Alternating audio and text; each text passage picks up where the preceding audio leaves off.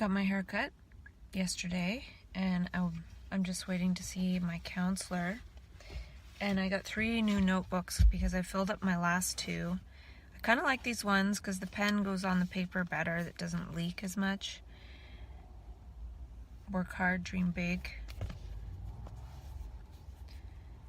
Be brave. And get busy. I like the bee. I like honeycombs and that structure of how they all connect together, and I think we're kind of like a honeycomb structure. Humanity is. And then I went to the health food store to try to get vitamin C serum, but it was so outrageously priced high, and I know I can get it cheaper on Amazon. So I'm going to do that. But I got a drink that I've never seen before. I've seen the Bragg company, they're the apple cider vinegar people, and the liquid aminos people. But they have a drink, and it's Concord grapes. So I just thought I would try it and buy something in there. And yeah. And I also got a coffee. And when I was driving to the health food store, I took a different way. I took the way the maps told me. And I saw a metaphysical bookstore. So I might pop by there after my appointment and then somewhere else. And then I'm driving out to see a friend.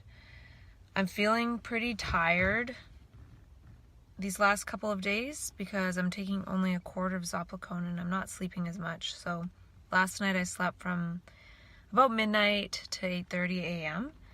And a full Zopicone would probably make me sleep 13 hours, not 8.5. So I'm feeling tired. But I'll likely adjust to the tiredness or start sleeping more if I take the transdermal cream my friend made for me. Or I stopped taking Benadryl too last night, or I might have taken a quarter or a half.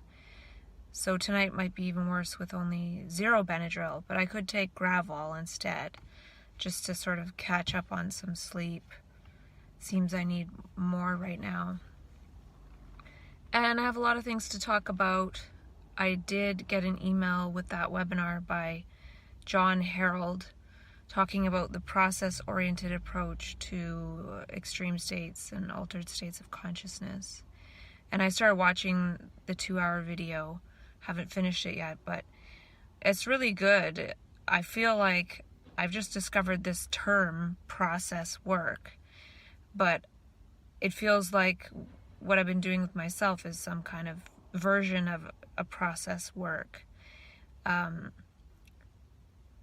This John Harold guy, he took the training for process work and finished it a year ago. And he was lucky enough to have a process worker therapist guy who, when he went to him with his out there experiences, he said, "Wow, that's great. It sounds like you have a lot of creative energy." And then the therapist guy said, "Do you want to make meaning out of this and share it with the world?" That's kind of funny because that's what I've been doing with my own experience, but I've been doing it with myself. I haven't had somebody to officially, professionally facilitate that. And yeah, so it could be kind of similar what I've created for myself as to what he's able to facilitate with others. And maybe it could be something good to study, because then it gives an official title to what one is able to help people with. Because I feel like, hey, I could help people make meaning out of this. And again, it's not about the meaning I've made, but making one's own meaning, one's own unique meaning.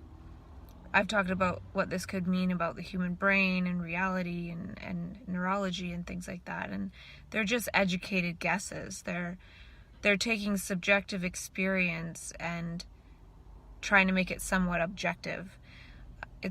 For me, I realized today, I wrote this down, that when we talk to a psychiatrist about our subjective experiences and they're trying to make them meaningless experiences, they take whatever we're saying and they say, well, that means this pill or that means this label.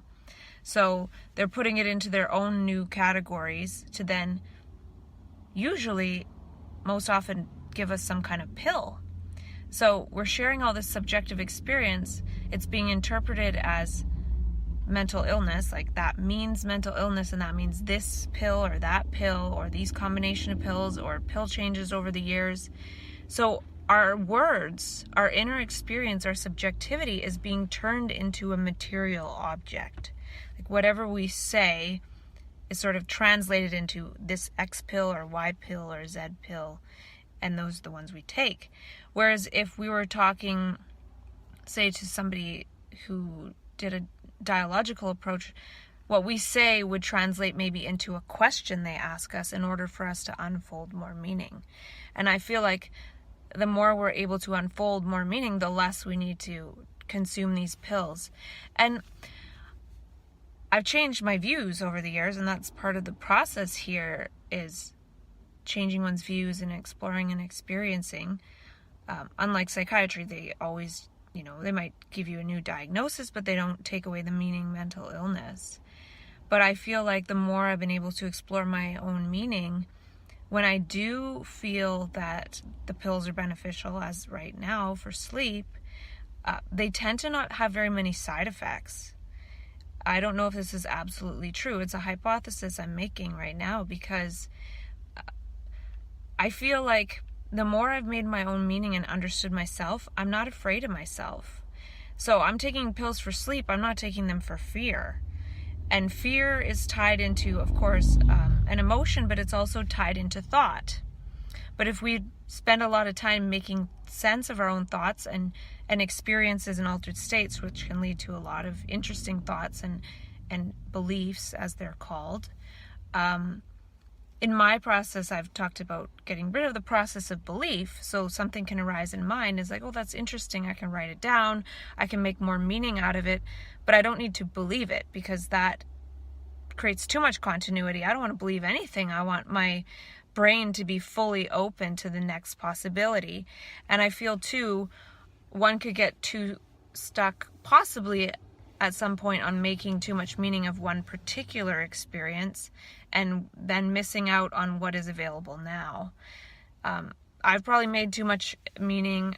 I don't know if there's such thing as too much per se, but I've made so much meaning about the whole particular thing about, oh, well, it could mean this, it could mean that, my experiences mean this, but also try to tie it into brain processes.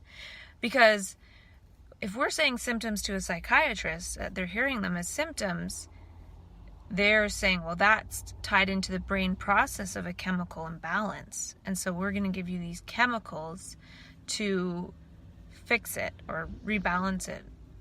But if I am making up or hypothesizing about how I feel my brain could be working based on what I know about the brain and things in the mainstream about metaphysics and neuroplasticity and human potential and so many things, I can extrapolate to that. And then by doing that, I don't really know where I was going with that, but it was something about, I'm like creating my own meaning, and I'm not relying on a psychiatrist to give the meaning to me. Right now, I feel like, hey, they can call me bipolar, give me some pills to sleep. That's great, because the more I sleep, the better it is. And there could be certain environments where I don't need to worry about that so much. And that's part of what I've learned over the years too. So yeah, I think I was talking about not making too much meaning about a particular experience. Though a short stint or a couple week stint in an altered state can lead to enough meaning and richness to talk about almost for the rest of one's life. So that could also point to the meaninglessness of how we operate on a daily basis. I think if the whole of society was designed based on these meanings, they would be more invisible and we wouldn't feel so compelled to need to talk about them, because they would just be part of the structure. But I got to go into my appointment, and I'll try to talk more later if I can. I'm probably repeating myself, but I don't even know, because I forget. Because like I've talked about with myself, I feel like forgetting is more important than remembering. I don't know if I wrote this down, so I should say it. I think this is one of the things I tried to hold in mind to write down after I was in the shower or something and I forgot. But not committing anything to long-term memory. So using the working memory, something might come to mind and I might be able to hold it long enough to write it down, which commits it to like matter, right? So then I don't have to put it in the long-term memory in my brain. I can just talk about it later and then forget about it. And that's a good process because it doesn't create thought loops.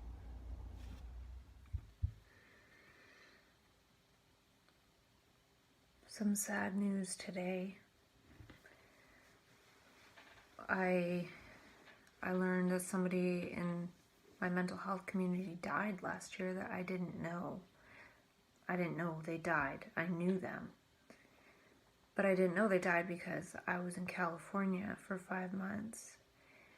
And I've been back for a year, and this person has entered my mind several times, but I just sort of assumed that maybe they got a full-time job and moved on and weren't coming around. But somebody happened to mention them today and that they died. Like, they mentioned that person's memorial, and I was like, what? I didn't know. And so that was really sad to hear because it was a person who I would talk with quite a bit and was always very friendly and very nice. Very, very nice. And it must have been not too long after that other person I knew passed away. I think that was February. And this other person, their memorial was in May, so they must have passed away in May or late April or something. And yeah, I didn't know because I wasn't around, and I'm assuming this person, they also died of a heart attack, and they were probably late 40s, mid 50s, or I don't know. But whenever that happens, it reminds me of the seeming rule of 25 less years. Probably not for everyone, but for a lot of people who are on these medications. That's the third person I know from my community. It's not like my community in quotes, but the circle of wonderful people that I've met through the journey of mental health. I enjoy being around people who have been labeled a lot. Such a great community of people. Really, really wonderful people. And when you give them a great place to hang out and work on different things and be themselves, it's really something special. And it sort of reminds me of, I think it was last night, I watched One Flew Over the Cuckoo's Nest with a friend. It was the first time I'd seen it, and this is a bit of a spoiler alert.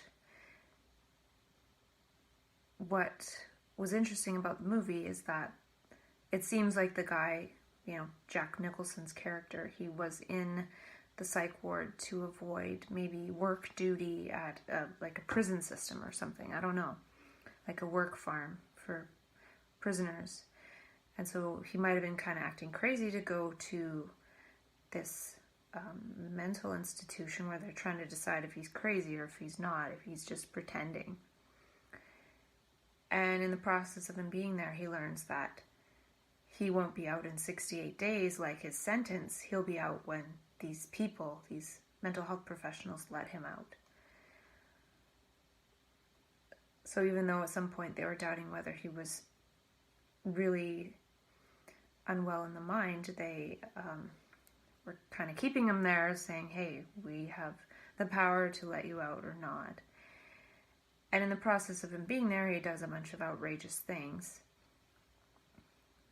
And of course, the movie's a bit dated in in the different things that happened. But this is the main spoiler. At the end of the movie, he could have left. Like, he unlocked the window because he had the keys and he was going to leave.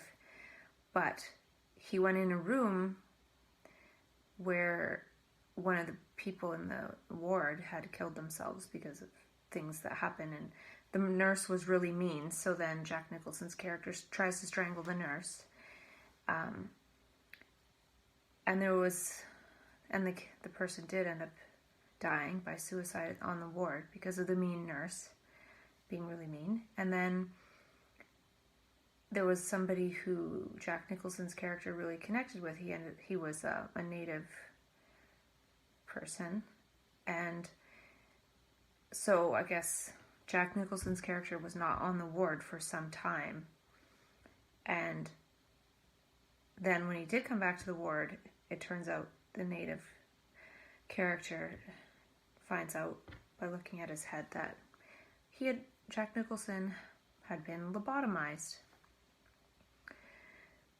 And so I won't spoil the ultimate ending just in case someone listens to spoilers for just now. But the point is that Jack Nicholson's character wasn't necessarily mentally ill, as psychiatrists would determine, but he basically fell in love with all the guys on the ward. You know, they were the so-called, quote, crazy people and ill, and he was just so hurt by one of his buddies being, like, dying because of that condition, that place. He could have left, he could have ran out the window, but instead he went to run and look in the room to see the tragedy that happened.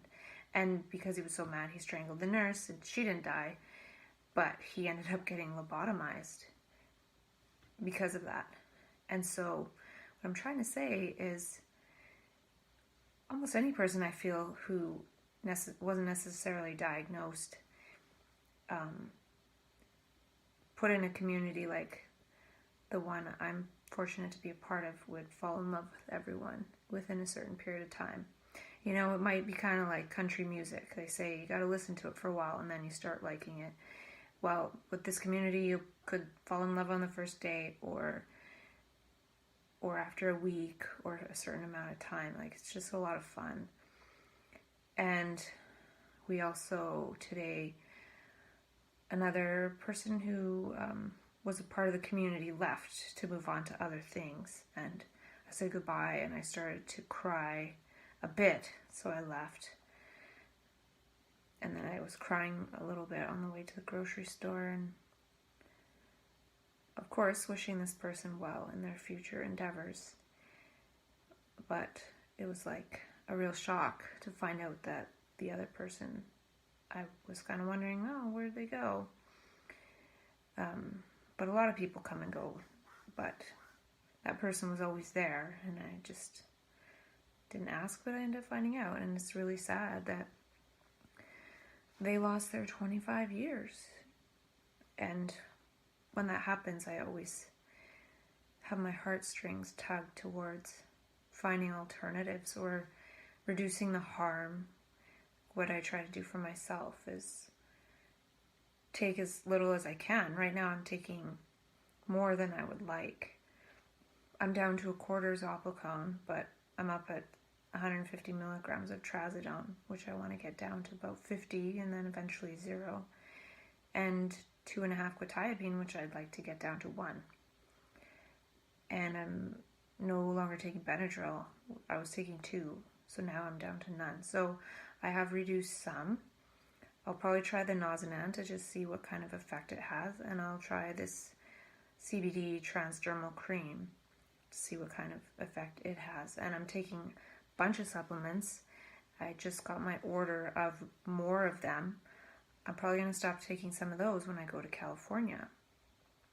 But now that I have more energy, I'm seeing other things to take and using my blue light a little bit, and I'll have the house to myself tomorrow, so I'm going to start eating really healthy for the week, because I do feel like I used to eat a lot of vegetables, and now I'm sort of, like today I had pizza. it's not really super healthy. So it's important to be as healthy as possible because of the loss of the 25 years. And to go with that, I was just clicking on the Peer Apocalypse website, which is the event. It's actually in Salem, Oregon, May 20th to 23rd, 2019. And I might try to go to it. We'll see. But I just want to read on their website in the About section how it says, why do we need a conference like Peer Apocalypse? Because decisions about us continue to be made without us. Because too many members of our community are unemployed or underemployed. Because a quarter of the inmates in our jails and prisons are people with mental health challenges. Because too many members of our community live in poverty. Because members of our community die 25 years earlier than the general population. So that is related to what I was talking about today with a member of our community, not only my community, but our community, whether it's the one that I'm a part of here locally or any mental health community around the world. Or, at least in westernized nations when we're pathologized. Because we need to be reminded that there's hope. Because coming together awakens our energy so we can all keep doing the vital work we are doing. Because nothing reminds us more that we are strong. We are a strong community than being in one place together and reconnecting as friends and allies. Because we know what works and we need to share what we know with each other. Because when we come together, we can turn the way things are now into the way they should be. So those are pretty good, well, they're awesome becauses. And I have just sort of going from one extrapolation to another. But I wrote my sort of reasons for having a social enterprise or something, a social purpose business for, at the time I was calling it Special Messages Wellness, and making the world a better place for those diagnosed. And I have these purpose statements. Some of them might be kind of overlapping with this Peer Apocalypse, and I guess I can read them now. I wanted to read them at some point. And the purpose of this sort of social purpose business that we would co-create together is to create a total transformation program for labeled consciousness. Some of these are not really fully fleshed out. Manic Epimemetics Project. That's kind of what I'm doing. People might not like the word manic, but for now it might be good to say it just to call people who recognize that word and be like, wait a minute, what else could it be? Recontextualizing, to render psychiatry, medicating, labeling obsolete in those who want. So people who like that paradigm, they're more than welcome to continue with it, and I do continue with it myself. My point is to minimize it and minimize my contact with it and activating the machinery of it as much as I can. To create thinking together, and that's something different than conflict of opinions, most of which we did not originate ourselves. We got it from somewhere else.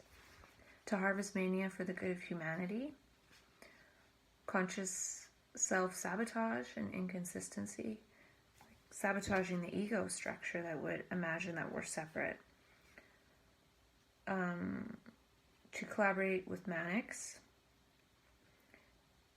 to create people who can support people through the manic transformation process, to create a community of people who see it this way, that we are one consciousness, to increase wellness literacy and human capacity literacy, to increase visionary literacy, to increase therapeutic lifestyle design practices and happiness first. And I don't know if I have it in here, but create a different life scaffolding and lifestyle design to optimize human developmental potential. And this, of course, is in our community. To augment human capacities of kindness, altruism, laughter, play. Those are some of those manic qualities. To increase self-knowledge of human physiology and self-understanding. Well, why is that important? If we don't understand our physiology to some extent, then we rely on the doctors just saying, oh, it's chemical imbalance, take this pill.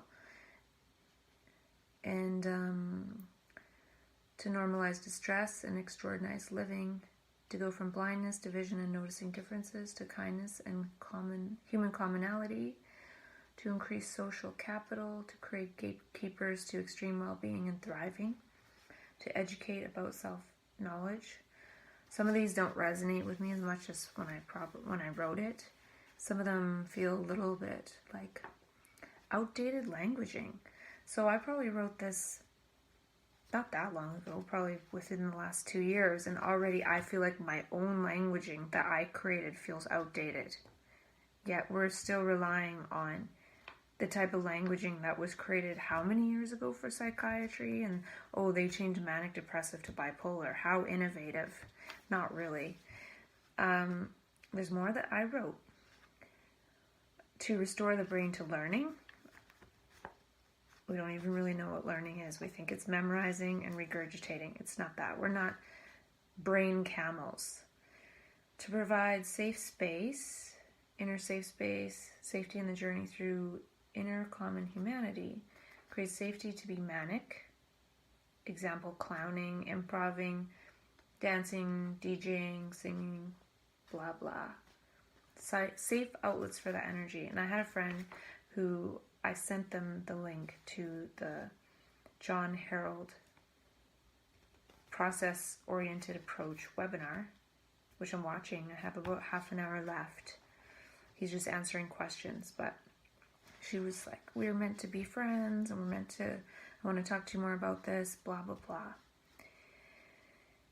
I need to send her the link to the Peer Apocalypse conference. And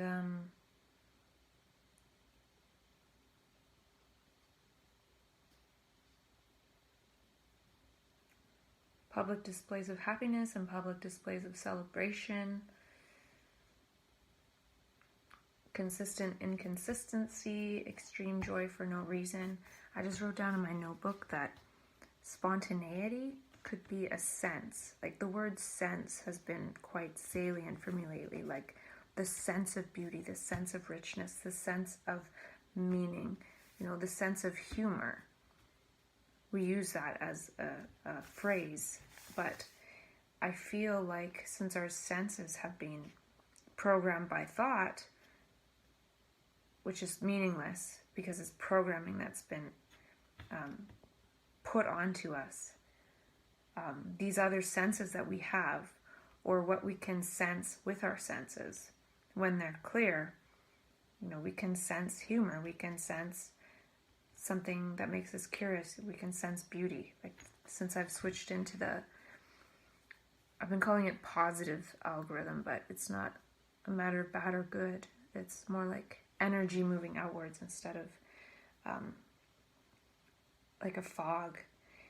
And I've just been noticing a lot more beautiful flowers and beautiful drops of water on my car, or the way the sun looks when it sets through the smoke, or things just look so beautiful, and it's very, I was about to say distracting, but it's more like interacting.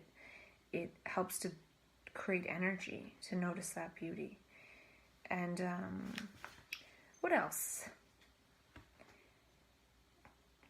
Train human distress crew for spiritual emergence, like a soteria without walls. Lived experience lens tips. like tips for each other who have lived experience with this, and a page on relanguaging, and I wrote Transformania, conference on manic consciousness. And I also think it'd be cool to create like a manic fest where we could all meet up.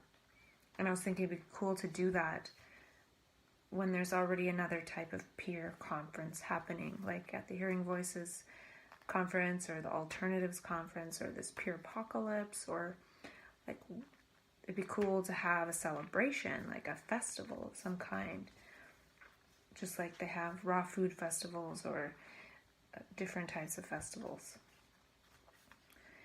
And it'd be so funny if we created like a Burning Man, but wasn't Burning Man. It's like we don't take psychedelics, we just go off our medications all at the same time and see what happens. Have the Zendo Project people there to help us, because we go into those states without any kind of chemical invocation. We need to take chemicals to suppress that algorithm from being invoked, and it tranquilizes our brain and lowers the energy. Yeah.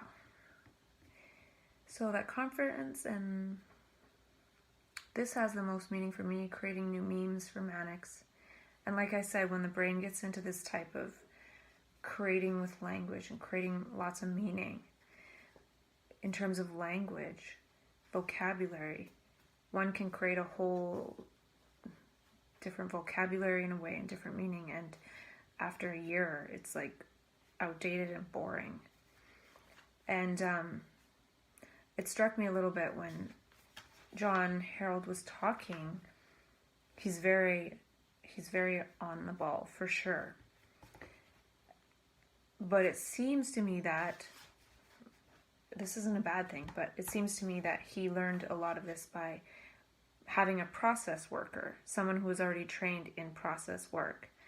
And his phrase that he used wasn't his, he didn't say it was his, was be a little more psychotic all the time. And I might think of that as similar to embody your mania, like bring a little bit of your mania into daily life and build those circuits so it's not so foreign when the energy comes in.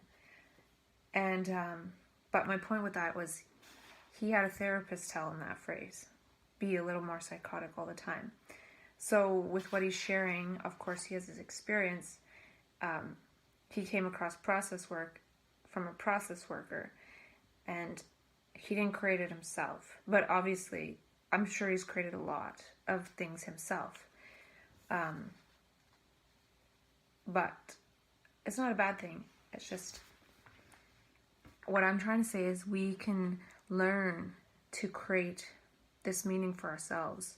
And that was the thing that I think I forgot to say yesterday or the day before when I was saying something and then I forgot where I was going with it, which doesn't usually happen.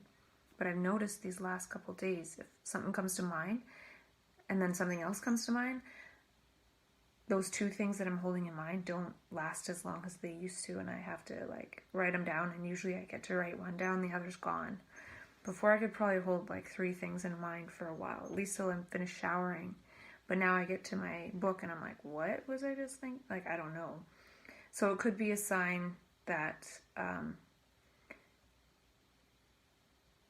need to write things down faster, or it could be a sign that soon I won't be able to hold anything in mind. I might only have to speak in the moment and that's it. Maybe not write anything down at some point, only speak.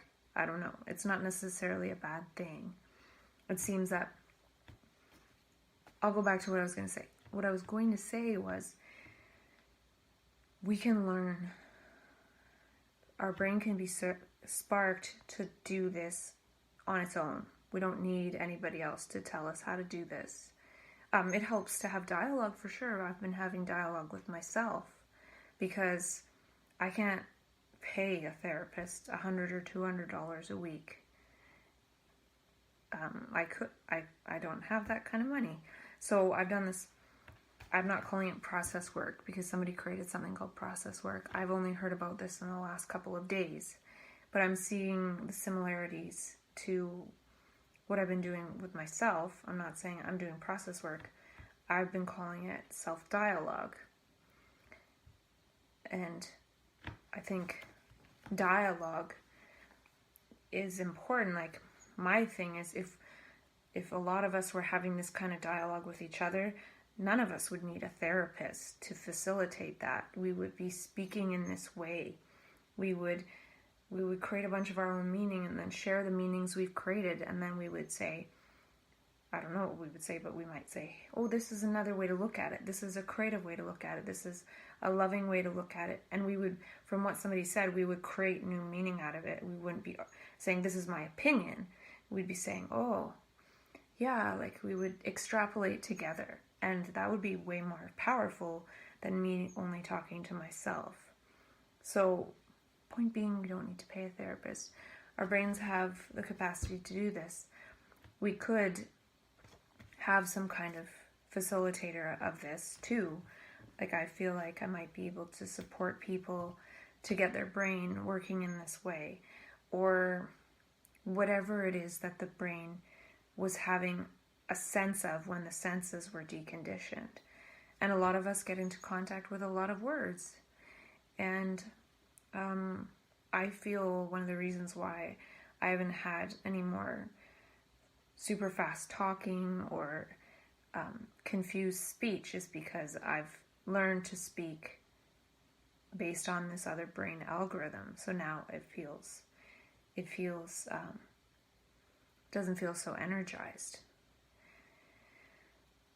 because the brain circuits have energized that algorithm, so it doesn't really divert so much into the other. And when it does, yeah, I've sort of talked about how these last few months I've just been going out and just sort of doing nothing, eating out at restaurants and doing whatever.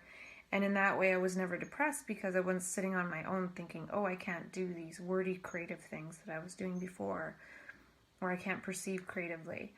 I never even used my blue light that's sitting right beside me for months because it wasn't even in my capacity to see it. It's like being in a fog. And then, the sun comes out and the fog burns off, and then I'm able to process a lot more information. And it's like, well, I was hibernating and now I'm not. And it's not like, well, I'm depressed when I'm hibernating. It's just getting into tune with the algorithm, with the biorhythm. And, maybe we don't all have the same biorhythm where we can just go and be robots on the 9 to 5. So I have a few more here. A new game of gestures, moods in reality. Yeah, I'm not sure about the gesture thing right now because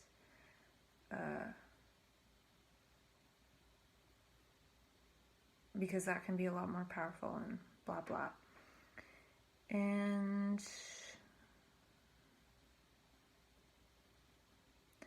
address before stage 4.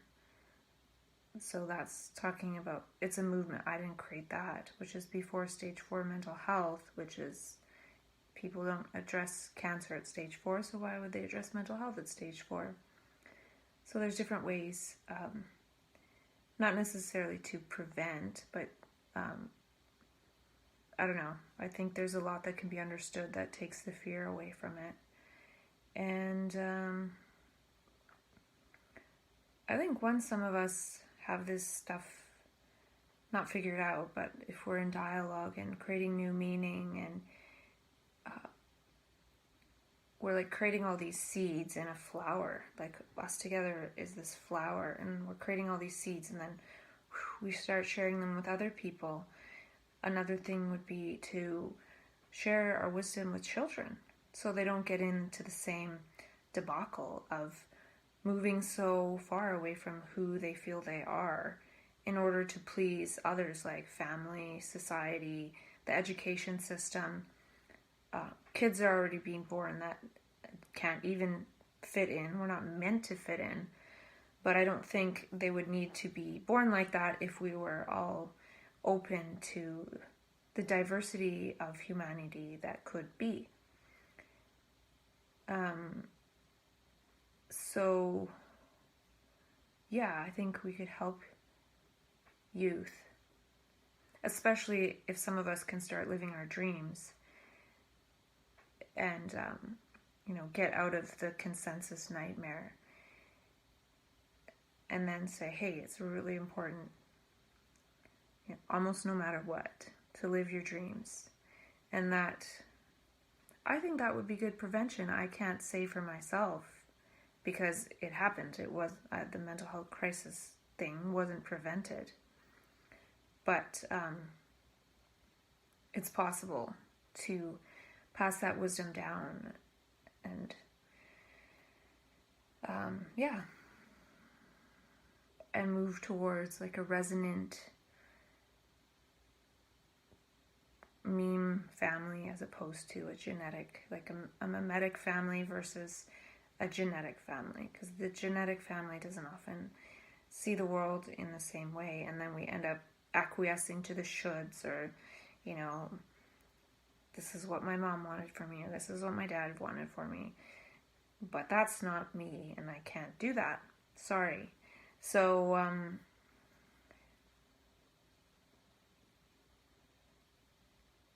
yeah, and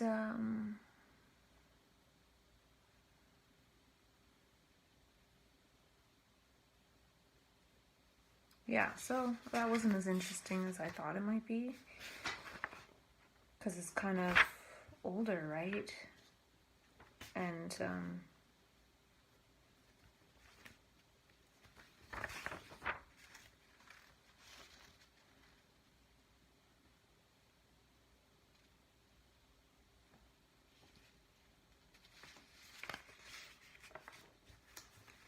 yeah, it's sort of older now, and that's okay too. And yeah, I guess really I would like to help people not to lose their 25 years, and maybe if we are going to lose it, live our dreams in the years that we have left. And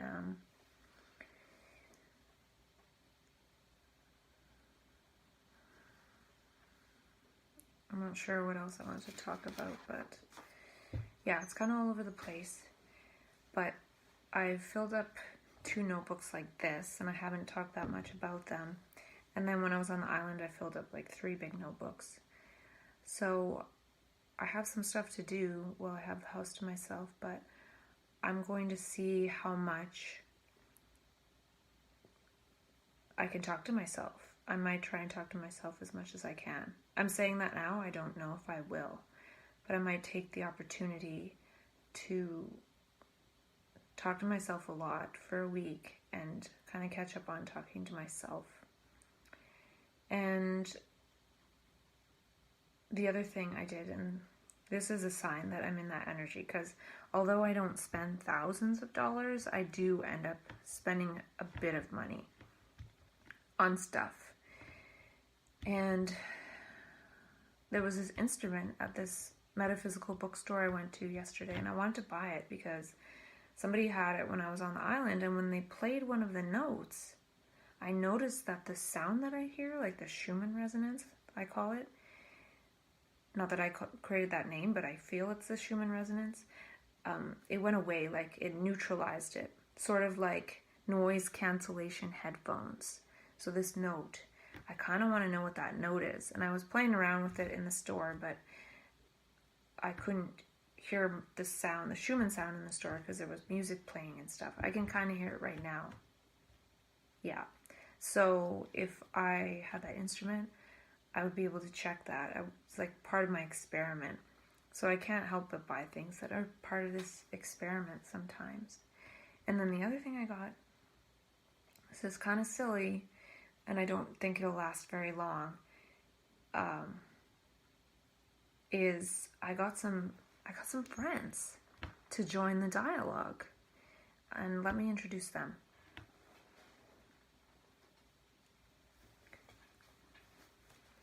This is a dinosaur, obviously, right? And it's a hand puppet, but I can pretend that it's the dinosaur speaking and not me. And I'm talking about mental health, and what I say is that you have a mental illness. And why am I saying this? It's because I'm a dinosaur. And dinosaurs see things in a really, really old, outdated way. And they don't want to let it go. But like we know, the story of the dinosaurs is the universe comes in and intervenes. So that's why I got a dinosaur. It's probably good to make him like this, because then you see his eyes properly.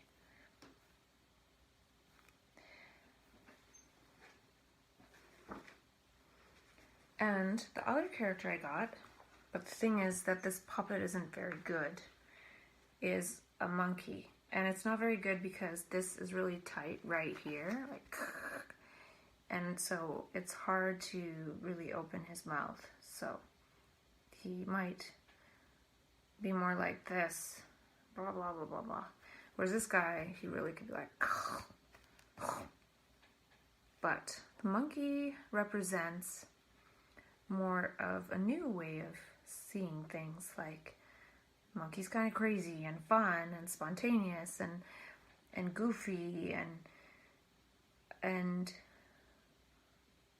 stuff like that. So that's why I got a monkey. So I'll probably return these puppets, maybe, if I don't really keep with it. And I probably won't, because I don't know. But I got these guys to help me talk and figure stuff out.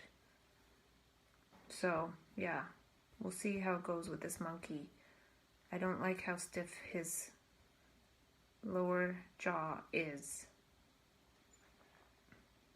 It's probably because he's been medicated from the dinosaur.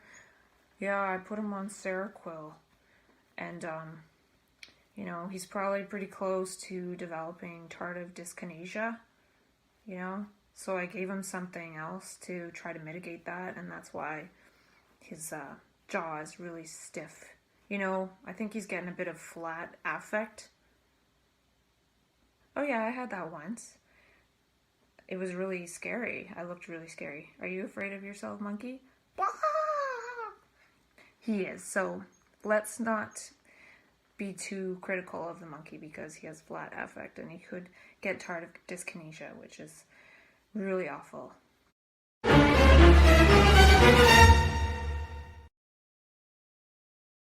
Or akathisia. So, yeah, the tranks are really working right now. I think, I don't know what kind of voice you want to have, dinosaur. We'll figure that out tomorrow. And I got one more puppet.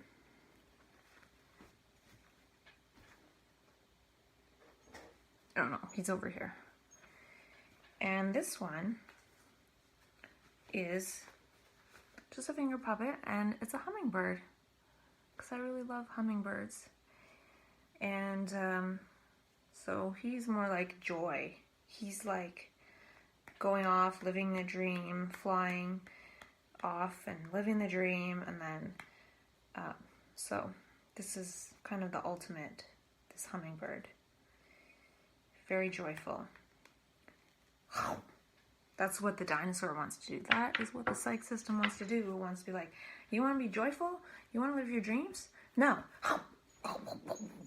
I'm going to eat you for dinner. And if I don't actually eat you for dinner, well, I'm going to make a lot of money putting my perspective on you. And that's going to feed me. So either way you feed me, thank you so much. You're not welcome. And so these are my little friends that I got. And that's the sort of stuff that happens when the energy comes in. I'm not manic. I'm not out of control. I'm not booking a trip to Tibet or Peru or anything like that. Though that would be fun. Well, I don't know if it'd be fun. I would probably be scared. But yeah, so I got these little characters to possibly help me out a little bit in the dialogue. I've talked before about how I don't know what I'm going to say. So by using these puppets, I I don't even know what the dinosaur is going to say next. What are you going to say next? Next. Yeah, so, and that's the thing. The energy wants to buy something, go creative, or I bought some vitamin C serum for my face because my compounding friend told me to, so I did. And that would be good because I don't know. We'll see. And oh, the last thing I want to talk about is, I think it was 2 nights ago when I was falling asleep. I've talked a lot before about how sometimes I can seemingly remote view, or I can see things in the blackness of closed eyes. Like I see people, I see scenes of different things. But for the first time, I saw like this light. It looked like cells, it's so hard to describe, but they were colorful. It was like fluorescent greeny, yellowy, pinky purple, and it would flash, and it looked like these cells, almost like cells under a microscope, or I don't know how to describe it. It was so cool, but it didn't really make me go like, and wake up. I saw it for sure, and it was really beautiful, and then I fell asleep. But I was wondering if it was from the CBD transdermal cream. I didn't take it that night. I took it the day before. But I'm wondering if it sort of opened up different neural pathways in my brain.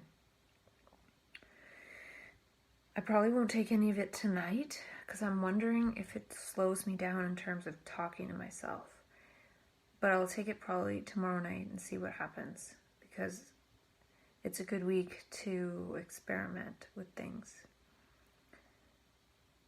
Because a lot of it is that we're just so molecular, and it's true. If I were to eat 100% raw food for a while, I would start to feel like a zillion bucks. I would have so much energy. I would feel very present and conscious and energetic and creative, and that's just from eating very high mineralized foods and living foods, food that is alive. And I've done that before, and that's what I was doing before I was hospitalized the first time. So I will do it again in the future. Not get hospitalized, but get energetic on raw food. But for now, I'm doing other things. Like there's stages to stuff and different explorations, but I definitely feel that there's something to having healthy molecules, and I think that the amount of nutrients we eat right now is part of what is keeping us stuck in a prison of a system of thought that we all are like little puppets in. And I think we need to have a certain kind of nutrition to be able to create the molecules of the future, like the genes of the future, the what's going to allow our brains to see the heaven on earth that's already here among us. And yeah, so there's so many different things to explore. It's pretty exciting. I'm super stoked, and I have a lot to share. And again, it's kind of disjointed because it's not logical. I don't know anything. It's creating new little hypotheses, like maybe it's like this, or maybe it's like that, or I could think about it like this, or I could see it like that, or maybe the scientific discovery kind of relates to this inner subjective experience that I've had. So it's making everyone a creator of meaning, and I think that's what's really needed right now, is to create a lot of meaning, because we have a lot of information, too much to take in, and it's not about taking in, it's about creating, about this outward movement from in to out. We think it's about taking everything in and processing it and rearranging it, but I would say it's more about I call it extrapolation. I don't know if that's even the right word. There's probably a lot better words out there to, maybe it's integration.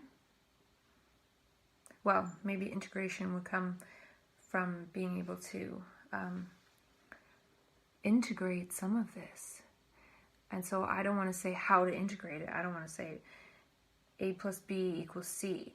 It's more like A plus A plus A plus A plus A means you create your own B, and then create the C, and then create your D, and then share it, and stuff like that. So, yeah, that's all for now. Last thing I forgot, found a hummingbird sticker today. Hummingbirds are speaking to me. And I've been buying some different drinks that are healthy. Check them out.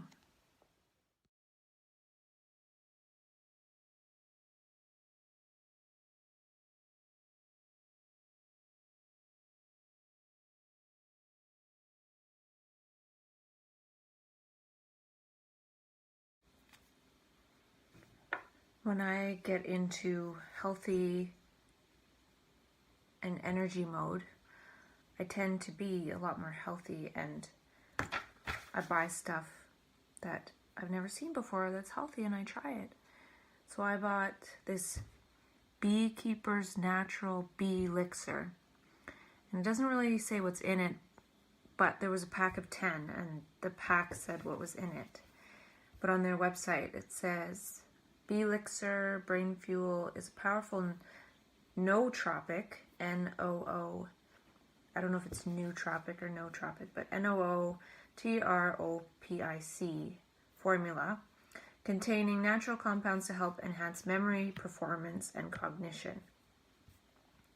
So it says benefits: memory and focus, adaptogen, concentration, fight brain fog, energy support, productivity hack, antioxidants.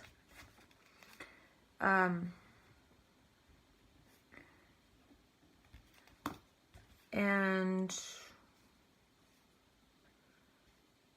it says, oh, interesting. Bee Elixir comes in the form of a shot to invigorate and nourish your brain and support your executive functions so that you can turn productivity up to the max. Our innovative natural formulation is ideal for high performers looking to optimize their moods, their minds. That's weird. I saw moods before, but maybe because it's close to superfoods on the next line. While supporting their bodies with plant-based adaptogens and superfoods. So the thing about it is, though, it was $5.35 for one. I think you can get 10 for $30. So I'm not going to have it now, but I'm going to have it after I shower, because I haven't showered yet, and I need to take my vitamins that I take with food. So I take a bunch when I wake up without food. The amino acids are good to take on an empty stomach. And then I have these that I'm going to take with food. And since I now have the home to myself, I made a smoothie, which I haven't done because I don't have a kitchen. So it took a bit of time to take stuff upstairs, like my blender, and set up a mini kitchen for the week. And I'm not used to doing this. I'm not used to taking time to make stuff for myself. I haven't really done it for 2 months. So it's interesting to get back into the gestures of that and notice how, even with the one smoothie, it just felt like a lot of effort to put in. It's a lot easier to jump in my car and just go get something and then be out all day. Wouldn't necessarily be more efficient if I had to drive and get food far away and then come back home, but since I've been staying out a lot, it is pretty practical, I think. But the thing is that I haven't been making the healthiest choices, so this week I'm going to do a week of making my own healthy food. It'll save a bit of money. I'm drinking yerba mate, which I love, and I won't be buying Tim Hortons coffee this week. So focusing again on health and noticing how when I have a full space to myself with everything, like a kitchen and everything, and if I had a kitchen set up with all my stuff, I would be doing a lot more gestures towards health. But the thing that I'm grateful for with having to be out and about and eating food around is that a lot of times I'll grab food with a friend, or I've spent a lot of time in my friend's coffee shop. I've just spent a lot more time with people and friends. So less focus on, oh my gosh, I gotta be healthy. A few years ago, I was being super healthy, and I'd probably be like, no, I can't hang out because I need to stay home and make myself this healthy food. So I think I've released the attachment to needing healthy food all the time, and having the benefit of the energy of positive connections with friends. A lot of times I'll go grab food and then meet up with a friend, and even if they're cooking. So yeah, it's made me a lot more social, and having a really fuel efficient car has made me a lot more social because a lot of my friends live like 40 minutes to an hour away. So yeah, that's been really interesting. So now I would probably be like, I'd rather go and hang out with my friend than stay here and be healthy. So yeah, of course I've still been doing the vitamin thing every day. I take my vitamins and then I leave. I pack up the ones I need to take at dinner time. Then I come back and I take the nighttime ones. And I'm down to same sort of thing, quarter Zopicone, which I'll take for 4 more days because I had one pill left from the really old batch. And then I have the trazodone and the quetiapine. I'm going to reduce the quetiapine by a quarter of a pill at a time and try to reduce it. I'm going to try the CBD transdermal cream tonight. So I'm always experimenting with different things, and this has been an experiment the last couple of months of not being attached to my stuff, just having my backpack and grabbing it and leaving. And that was sort of an experiment of being homeless. I was definitely home less. And I think it was really good. I learned a lot that I didn't know I would learn. And now being healthy for a week and then having a month of working more and getting ready to go. This week, since I have the house to myself, I'm going to try to talk to myself more, because right now I have my door open, I can talk as loud as I want. And that's easier. Before I would usually talk after 9 o'clock when nobody's awake, because this house is very echoey. So I'm going to focus more on that. I'm not going to do as much in terms of planning for my trip. I know that I need to get health insurance. I'll probably go with BCAA because last time they sold a policy that if I came back after 3 months, I could get a refund. It's about $100 a month-ish. And it doesn't cover mental health, of course, but it covers everything else, like health stuff for the most part. And so if I decide, I can't be down there for, like, I could decide to come back after 3 months, then I could get $300 back. I'm going to check out my American Express coverage and also my car insurance company coverage. I say I'm going to talk to myself a lot, but if my voice gives out, I definitely won't. And then I'm going to use my Roam Mobility SIM card for a few days, and when I get down there, I'm going to try and get a full-on American SIM card, because my critique of Roam Mobility is it seems to want to upload my pictures into the cloud over the SIM card data. So with the SIM card I have now, it only uploads my videos and pictures when I'm in a Wi-Fi zone. But when I'm down there, it tries to upload it over the SIM card, which takes hours and hours, but then it wastes all the data, and then the data is throttled after 2 gigabytes in a month. So it just becomes useless because once it's throttled, it barely works. So learn my lesson from last time. I'm going to try to get a full-on SIM card. My iPhone is unlocked. And also, what else is there for travel? I don't know why I'm talking about it, but also checking which border crossing's the best. One of them near me isn't 24 hours, another one is.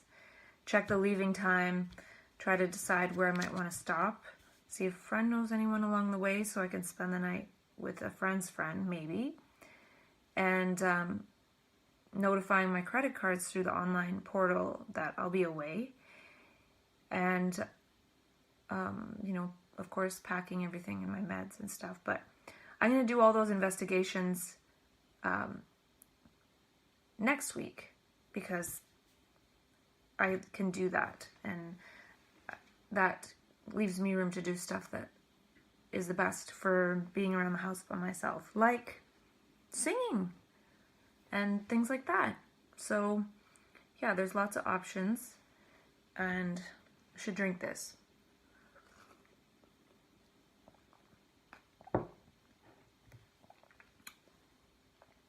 And, yeah. And then next week I might wash my old car and try to sell it. I could do that this week, and I might because it's raining, so I can wash it with the rainwater maybe. But yeah, so just trying to get different things done. I have notebooks of stuff to talk about with myself. And there's somewhere I wanted to go with something I said, but I forget. And that's what's happening lately is I think I'm becoming even more forgetful, which is okay. And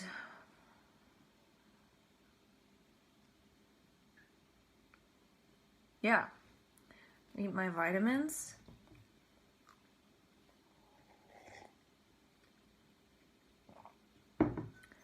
So yeah, that's one thing I wanted to say, I think, was that I've done a lot of this meaning making. I've talked about this before with myself, I know that, because I've done a lot of meaning making. And do I want to continue to write things down and talk about them? Or do I want to start living in a way that is meaningful to me? Which I'm going to do by going to California, but even after that, what is meaningful? And another step would be to start making meaning with other people. And I do have a lot of peers that I know that have very amazing talents that I think if we got together, we could share skills and create something cool. Or even, what I could maybe do next is help people set up their own channel, or have a channel for peers to share their skills. Like I know somebody who wants to teach painting or share what they get out of painting for peers. And, one could try to set up a class for that person to teach painting locally, or one could set it up online. So it's digital and scalable, and this is the stuff that Steve Pavlina talks about. And or it could be an online thing, so that person is able to share that meaning on a bigger scale if they want to. And so it also could be a process of showing other peers how to set this up for other people. So say I'm the one that shows somebody, hey, like let's have a channel where people share their passions who are peers in our community. And then that would show the way for other people to do the same in other communities, to allow people to share what their talents are, what is meaningful, and what they're passionate about. Because maybe not everyone is passionate. I don't know why I'm stumbling so much. Maybe not everyone is passionate about creating memes or whatever. I don't know if I like the term memes. And then the other thing is certain things give me energy, like being around beautiful women and having close friendships, and also nature. And there's a lot of things that I would like an abundance of. I don't want to necessarily be sitting here like this forever, and perhaps consulting with people and making meaning with people instead of by myself. And then also showing people how to make meaning for themselves. And that was the point that I don't know if I made yesterday that I wanted to make, was we can do this for ourselves. And maybe I could share a very simple thing to get people into that mode of creating meaning for themselves. And not just creating meaning for oneself, but also moving towards what's meaningful for people in their life. So I've managed to do that by going to California. And what's beyond that, I don't know.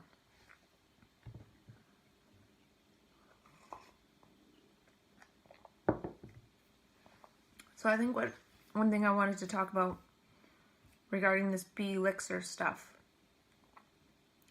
is that it says it helps with your executive functions. I think, and I was writing this down even before I looked at this, I think, maybe not, but what is executive function? You know, memory and focus, blah, blah, blah. I'm feeling like memory isn't that important. Accumulating knowledge isn't that important. Focus and concentration isn't that important. So I feel the executive functions of somebody who's gone through altered states or extreme states of consciousness could be different, or they could vacillate back and forth. Like there's different functions of the brain in the altered state versus the consensus state. And I want to talk more about that. So I don't know if I want this to help my memory and focus. I don't really want to help my memory. So we'll see. I'll take it anyway after I have my smoothie and eat these vitamins and have a shower and see what happens. I don't think it'll be really anything that noticeable unless I can't sleep tonight for some reason. So yeah, I think I'm fumbling a little because I have so much to talk about. And the limiting step probably will be my iPhone memory. It'll take time for the videos to go into the cloud. So I could manually remove them and save them in the cloud manually. There is a way to get around that if I choose to. So yeah, like I said, lots of things to talk about, lots to do. And I'm going to drink my smoothie and have a shower and then get into it. And through talking, I might try this time to get a few of the bigger themes. And like I would love to be able to create some kind of something that is more digestible, because this is a bunch of content. And yeah. I'm going to try this bee elixir thing now.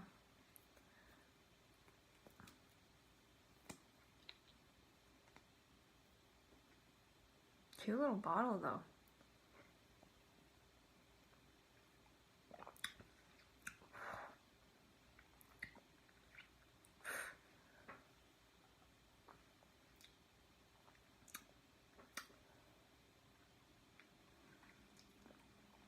That's nasty.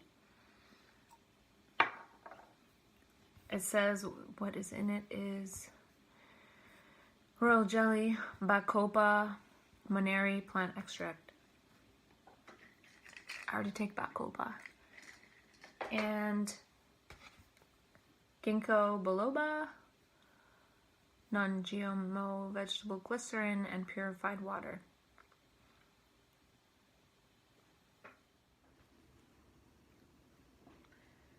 So I thought of my next big experiment. Yeah, what's that? Well, I'm thinking that for my next experiment, I'm going to have a crisis while in California. Why would you want to do that? Well, I'm going to be in California, and it seems that the crisis time that I get every 7.5 to 8 months is going to happen when I'm in California. It should happen very late December or maybe early January, maybe late January, I don't know. But what I'm feeling is that I'm not really afraid if that happens. It's not really gonna... Oh, sorry, I thought you were a leopard. No, that's just my headband. You can't see very well. That's why you're a dinosaur. You see in a very limited fashion.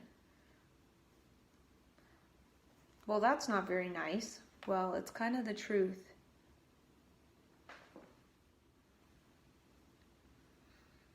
Hey, Flat Affect Freddy, how are you? I know you can't really speak right now because you have flat affect, but I'm wanting to talk to you about something. Is that okay? I'm a peer, don't worry. I'm not a psychiatrist. Hey! I already talked to you, dino-chiatrist. Well, what I want to talk to you about is how I've been talking to myself for a really long time, a couple of years now, over 2 years, and I've discovered some things that I think might be able to support you to live your dreams and live a vibrant life instead of this flat affect thing you got going on right now. Do you think you'd like to hear about some of it? Okay. Well, it's only about probably 260 hours long right now. What? That's not that long. You could watch it all in like 10 days, or if you never slept. But if you sleep, then you can watch it all in like 20 days, or an hour a day for many, many days. Does that sound like a good idea to you? Why not? Too long, right. It is too long, you're right. I need to somehow figure out how to summarize some of these bigger themes and ideas. Do you want to help me? Do you want to help me? Why not? Oh, it's the flat affect, that's right. So I need to help you. But the thing is, I don't think you need help. I think that all the power and capacity and capability is within you.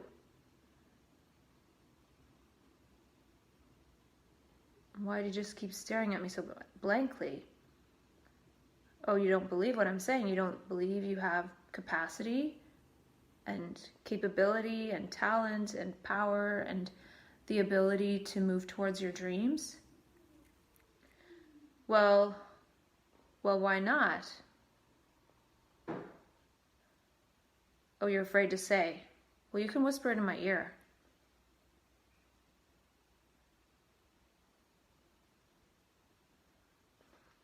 You mean Dr. Dino-chiatrist told you that you're going to have to take these meds forever, and you're going to have more crises over time, and you're going to get, your brain's going to get shrunken, and if you have more crisis, if you go off your meds, your brain's going to get worse and worse over time. It's going to get worse and worse over time. Well, I can tell you that that is not a true reality, because I've had this condition for, well, I don't want to say it's this condition, but I was labeled 7 years ago with bipolar, and my brain's just fine. I think I'm actually getting a lot more capacity over time.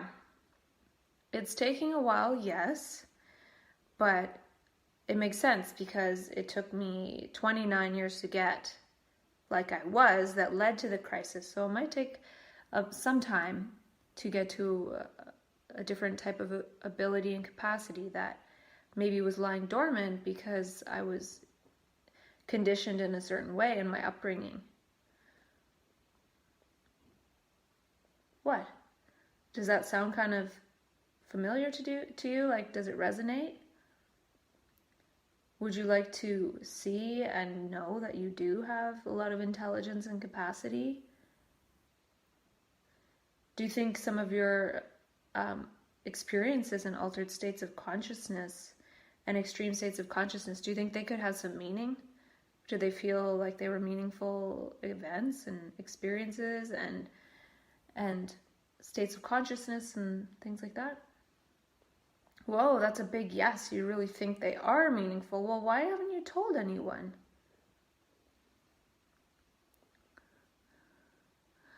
You mean Dr. Dinochiatrist only checks off symptoms on a checklist when you say what you experienced? Well, I can tell you that he is interpreting you with the psychiatric lens. Like, he studied a long time, for many, many years, to get these types of thoughts and interpretations in his mind to project onto people like you and I, to make us believe, especially due to their position as some kind of authority, health authority. It gets us to believe pretty quickly in what they say. They told me after I was hospitalized for a few days that I had bipolar disorder and I'd have to take medications for the rest of my life. And I was thinking, whoa, that was a really spiritual feeling experience. Did your experience feel spiritual? In what way? Oh, you're still afraid to say it out loud. Well, I don't blame you, because oftentimes when we say things out loud, we get pathologized for them. So I don't blame you, but I'm a peer. I've been through similar things, similar dimensions. Of course, different details. We have different bodies, so we have different experiences, but I think it's possible that there's some kind of intelligence to this process, and there's something that we can learn. And if we learn, then it's possible that these types of experiences won't be so intense, and we'll be able to have experiences and maybe not feel it so intensely because of how we've integrated a lot of it and made meaning out of a lot of it. Like, this is what my process has been for the last couple of years, is making a lot of meaning out of these processes. And I've made all sorts of strange, I don't want to call them pseudo-scientific approaches, but maybe I'll call it meta-scientific. I've created my own scientific process in a way. And if you don't like science, that's okay, because you can use the same sort of thing towards anything that you want to live and create. How does that sound? Great. Thanks a lot for being so brave and courageous, like a lion. Oh, sorry, I didn't mean to say the word lion. I know they might eat you or something, but you're perfectly safe here. There's only a dinosaur.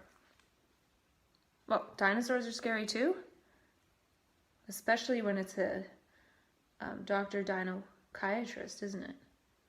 That's more scary than a dinosaur, isn't it? Yeah. So, we can talk more later. Okay, but seriously, this is the next big part of my experiment. I saw in my calendar that I have it scheduled in that the next crisis I'll experience will be end of December, probably. I usually put in my calendar on the earlier side of it, so that way I can be warned. And then if it happens later, then that works out. Last time I got into a little bit of trouble because I think it started before I left for the island, and it was really challenging to get there. I thought I might not get there, but I did, and then I felt a lot better. So I'm wondering if when I'm in California, if a crisis will happen at all. Maybe it won't happen at all.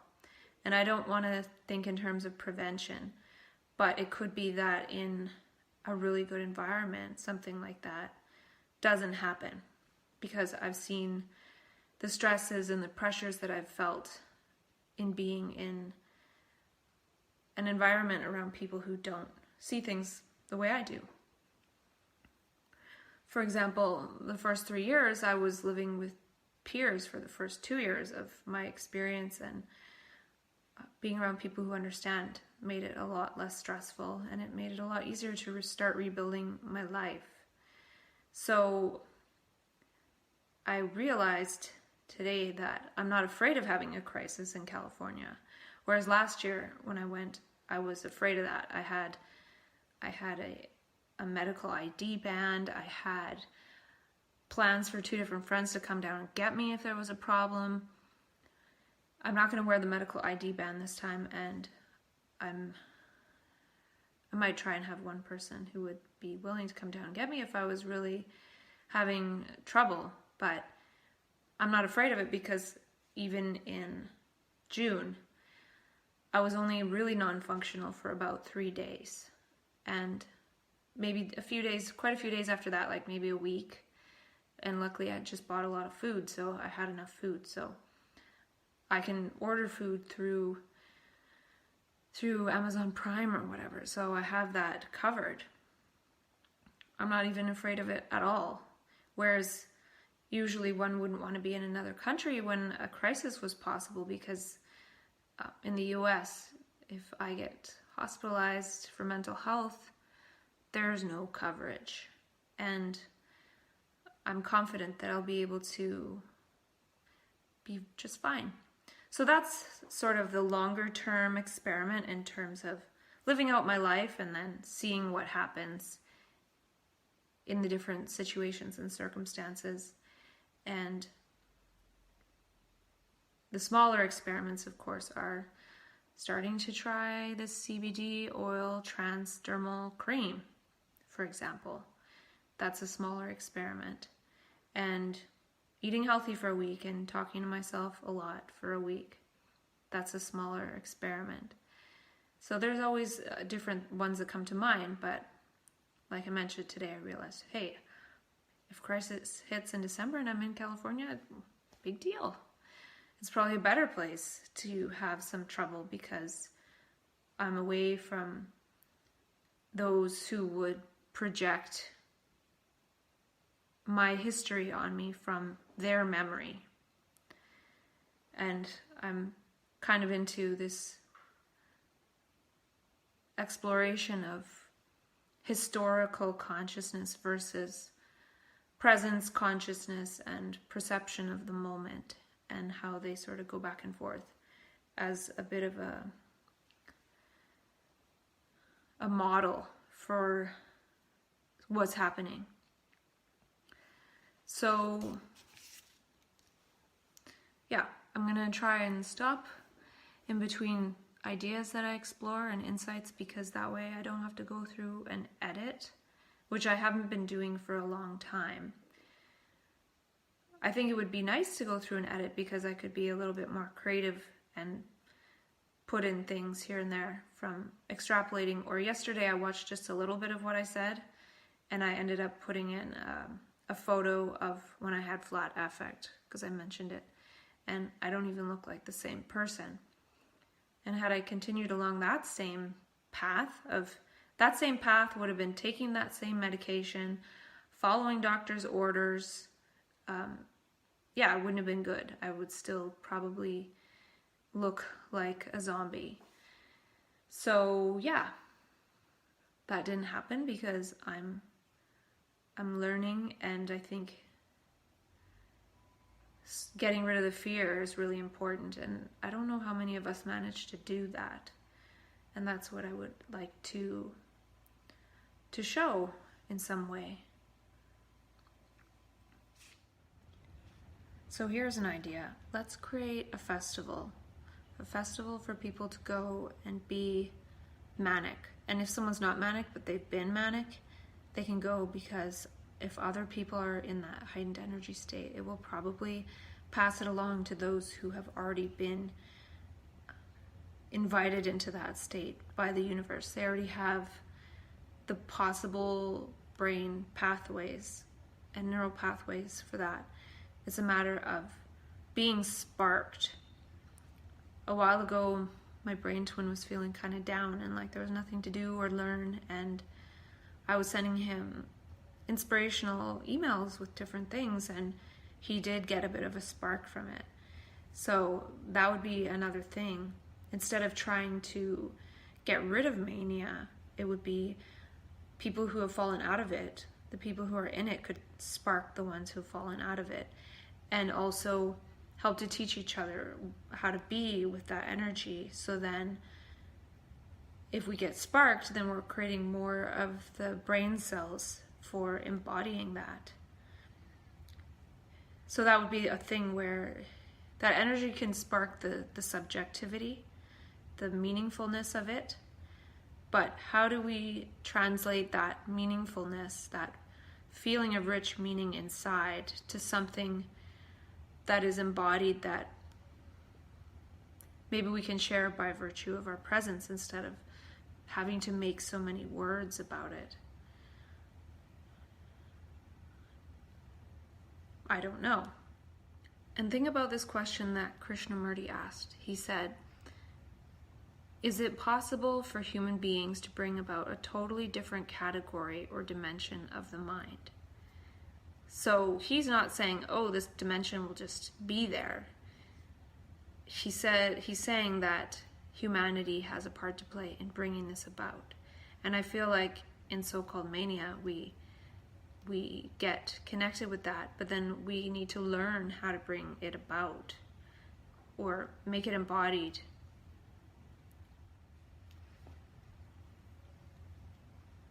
I had an insight recently about how psych medications work a little bit, and this will be challenging to unfold. It doesn't necessarily make sense if one has not explored thought in the way that, say, Eckhart Tolle does, or Krishnamurti, for example. So Eckhart Tolle would say, move towards not thinking at all. And I was fortunate that I did a lot of Power of Now practicing before I was ever diagnosed. So I feel that it's true that when a person takes a psych med, part of what's happening, and I'm not pretending to be a psychiatrist here, I'm extrapolating from my lived experience. Part of what's happening is the medication is working on thought. So if I'm terrified in psychosis, it's thinking that's making me feel terrified, and the feeling of being terrified, which is in a feedback loop with the feeling of being afraid, and they're feeding off each other, making me more and more afraid. And if I take a psych med or a tranquilizer, all of a sudden those thoughts aren't really there as much, or the energy of the emotion of fear isn't there as much, so it loses its feedback loop capacity to keep adding and adding to it. So if one works on not believing thoughts, or not having the algorithm of belief in mind at all, then thoughts are just sort of flying by here and there, but they're not given any power. And I feel part of what causes side effects is thoughts that maybe we aren't aware of. So I've worked a lot to have my mind not really think verbally, not have that chatter going on. And I think that if we take a psych med to stop the chatter in our mind, that chatter still goes on somewhere, like in the body processes, and that is what can lead to different side effects in the body. But if we work on no thinking at all, then I feel that's something that could possibly lead to not having so many side effects.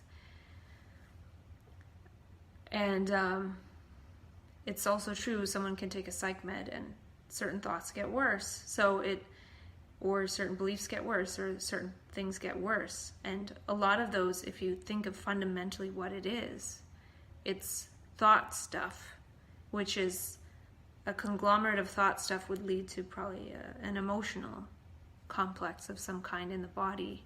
So I feel it's possible to work to lower that, and then that way I don't think the medications The medications are material, they're matter, they're chemical.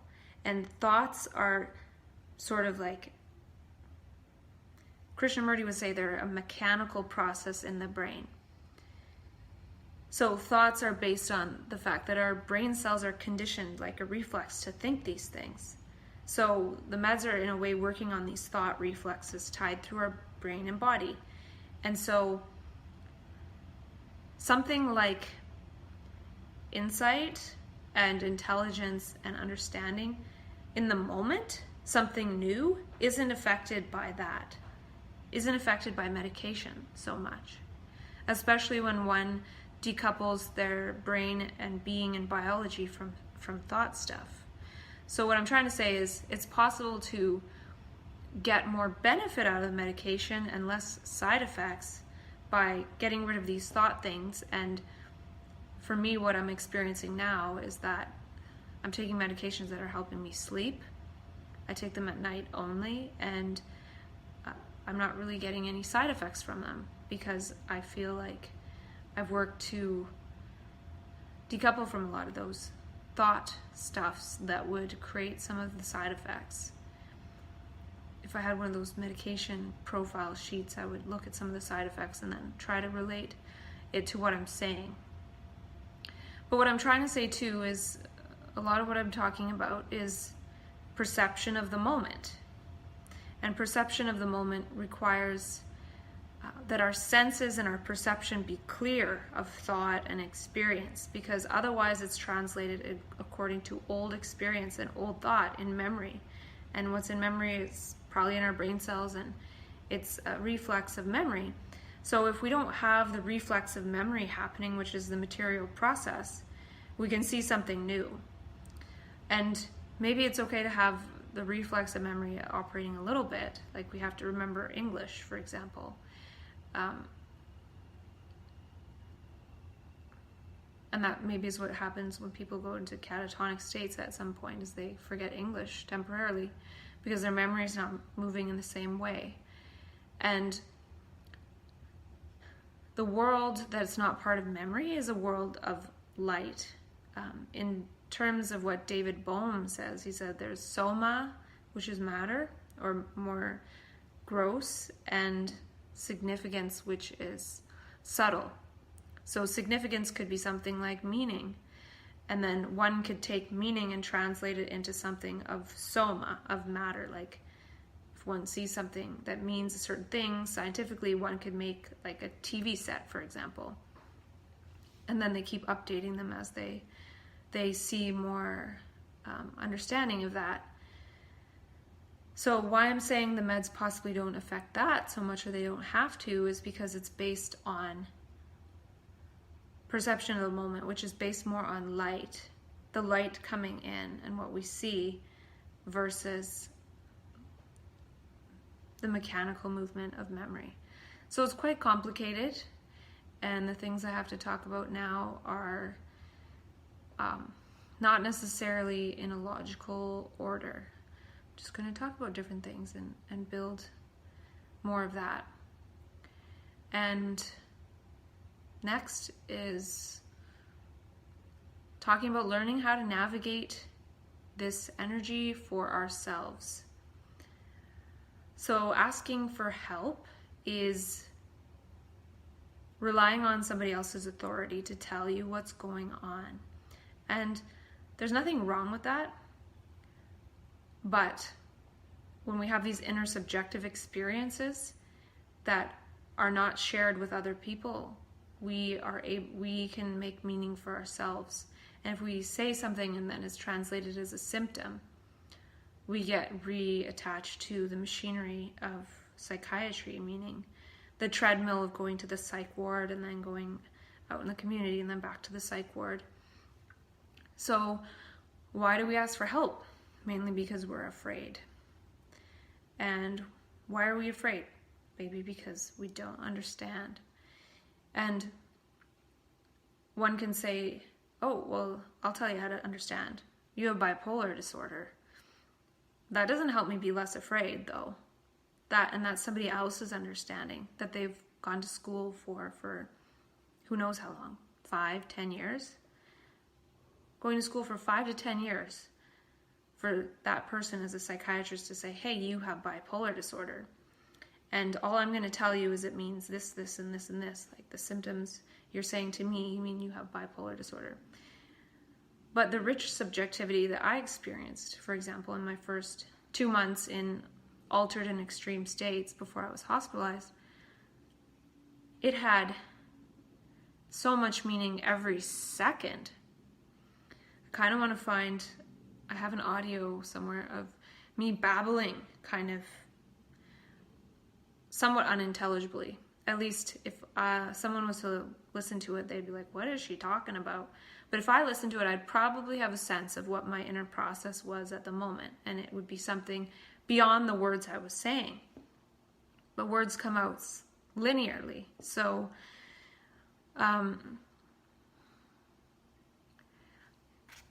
for some reason I drew this little pendulum. I can't really remember, but in terms of learning, so reattaching. So we go into an altered state and then we reattach to, say, our family and psychiatry, and they explain it for us.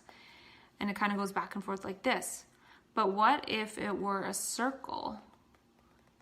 Like each time it's a circle completing itself and it's a spiral, moving, like it's three-dimensional coming out of the page. So instead of going back and forth between that fearful state and then whatever, it could be a circle, and each time we complete the circle,